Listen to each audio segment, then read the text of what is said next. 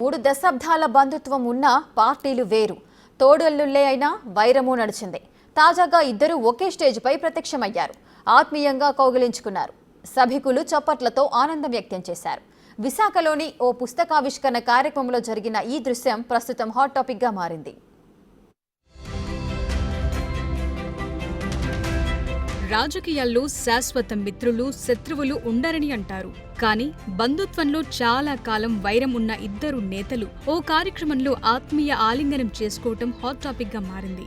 వారే ప్రస్తుత సీఎం చంద్రబాబు, మాజీ మంత్రి దగ్గుబాటి వెంకటేశ్వరరావు. దగ్గుబాటి వెంకటేశ్వరరావు రచించిన ప్రపంచ చరిత్ర పుస్తకావిష్కరణ విశాఖలో జరిగింది.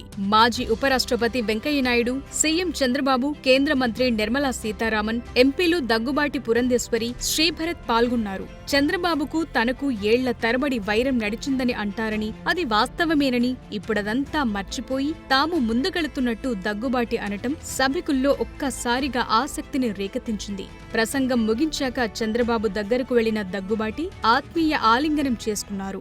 దానికి చంద్రబాబు నాయుడు మరి రావడం అనేది మా ఇద్దరికి వైరం ఉంది, అది ఇది అని చెప్తూ ఉంటారు.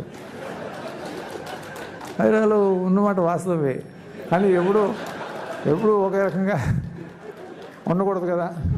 ముందుకు వెళ్తూ ఉండాలి, అవన్నీ మర్చిపోవాలి.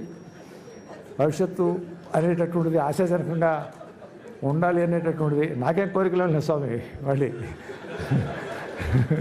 నేను వదిలేశాను, నేను హ్యాపీగా ఉన్నాను. నా చెప్పాడు కదా, భరత్ చెప్పాడు కదా, చాలా జాలీగా ఉంటాడు డాక్టర్ గారు, మేమంతా కూడా అట్లా ఉండాలని చెప్పి ముందే భరత్ చెప్పాడు. భరత్ అబ్జర్వ్ చేసినందుకు ఐఎమ్ వెరీ హ్యాపీ. భరత్ జీవితం అంటే ఎప్పుడు గందరగోళము, ఏదో ఏదో ఏదో అనుకుని పరిగెత్తడం కాదు. ఒకటే ఉంటుంది జీవితం. నా దేశందరకు 50 సంవత్సరాల తర్వాత చూద్దాము. ముందు ఈ ఒక్క జీవితాన్ని ఆస్వాదించడం అనేటటువంటిది కావాలి. తాను వెంకటేశ్వరరావు, ఎన్టీఆర్ వద్ద చాలా విషయాలు నేర్చుకున్నామని సీఎం చంద్రబాబు అన్నారు. తన తోడల్లుడు పుస్తకం రాస్తారని ఎప్పుడూ అనుకోలేదని, ఎవరూ చేయని సాహసం చేశారని చంద్రబాబు కితాబిచ్చారు. ప్రపంచ చరిత్రలో ఆది నుంచి ఇప్పటి వరకు మొత్తం వివరాలను పుస్తకంలో పొందుపరిచారని, ఎన్ని కష్టాలున్నా దగ్గుబాటి సంతోషంగా కనిపిస్తారని కొనియాడారు. ఒక మాటలో చెప్పాలంటే మా ఫ్యామిలీలో మోస్ట్ రిలాక్స్డ్గా, జోవియల్గా ఉండే వ్యక్తి వెంకటేశ్వరరావు గారు. చాలా ఈజీగా ఎన్ని కష్టాలున్నా ఏమున్నా మనిషి కనపడినప్పుడు హ్యాపీగా ఇది చేసేవారు. ఇటీవల ఒకసారి కలిసినప్పుడు నాకు కొన్ని అనుమానాలు వచ్చాయి. యాక్టివ్ లైఫ్లో ఉన్నారు, all of A sudden retired life మారుగా హ్యాపీగా ఉన్నారు. ఎట్లా స్పెండ్ చేస్తున్నారు మీ టైము అని అడిగాను. ఎందుకంటే ఇప్పుడు నాకు కూడా ఆ పరిస్థితి వస్తే ఇప్పటి నుంచే ప్రిపేర్ కావాలి కాబట్టి. ఆయన ఒకటే చెప్పాడు,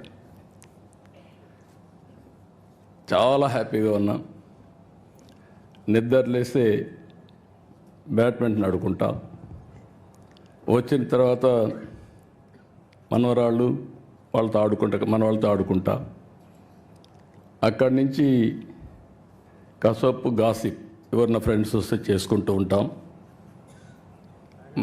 మళ్ళా ప్యాక్ ఆటకు పోతాడు. మధ్యాహ్నం అయితే ప్యాక్ ఆటకు పోతా.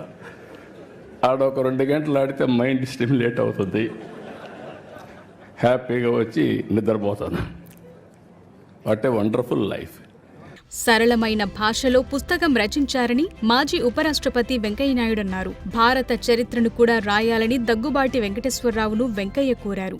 అమ్మ భాష కళ్ళలాంటిది, ఇంగ్లీష్ భాష కళ్ళద్దాలు లాంటిది. కళ్ళుంటే కళ్ళద్దాలు పనిచేస్తాయి, కళ్ళు లేవని కొన్ని కళ్ళద్దాలు అట్టు పనిచేస్తాయి.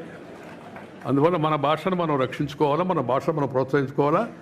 విద్యా విధానం 10వ తరగతి వరకు, ఆ తర్వాత ప్రభుత్వ ఉత్తర ప్రత్యుత్తరాలన్నీ తప్పనిసరిగా తెలుగులోనే జరగాలి. ఆ మధ్య ఒక ఆఫీసర్ అడిగితే, సార్ ఒక కాపీ తెలుగులో కూడా కాపీ వేస్తున్నాం సార్ అని. ఏమంత దౌర్భాగ్యం, మాకు తెలుగు వాళ్ళకి తెలుగులో కాపీ వేయడం, ఇంగ్లీష్లో ఏంటి కాపీ ఒకటి వాళ్ళకి కావాలంటే. వాళ్ళకి తెలుగులో ప్రభుత్వ ఉత్తర ప్రత్యుత్తరాలు ఉండాలి. ఆ విషయంలో కూడా శ్రీ చంద్రబాబు చొరవ తీసుకొని పరిస్థితిని మరింత మెరుగుపరుస్తాడని చెప్పి నేను భావిస్తూ ఉన్నాను. దేశ చరిత్రలో విజయాలు సాధించిన ఎందరి గురించో విన్నామని, వాటిని ఒకచోట చేర్చి వెంకటేశ్వరరావు పుస్తకం రాశారని కేంద్ర మంత్రి నిర్మలా సీతారామన్ కొనియాడారు.